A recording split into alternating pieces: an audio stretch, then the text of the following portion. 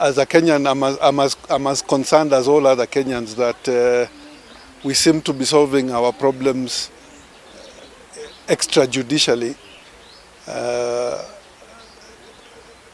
As a lawyer, I'm particularly perturbed by the death of our senior, Mbobu, and I just feel that we must be in a situation where law and order carries the day. We must provide rules. We must provide avenue for the judicial system and the legal system to work optimally so that people don't look to solve problems outside of legal frameworks, because it's not sustainable. There's always going to be somebody more violent and prepared to do worse things in order to solve disputes. And I feel that any form of violence meted out on anyone should be condemned in the highest terms and in the strongest terms possible.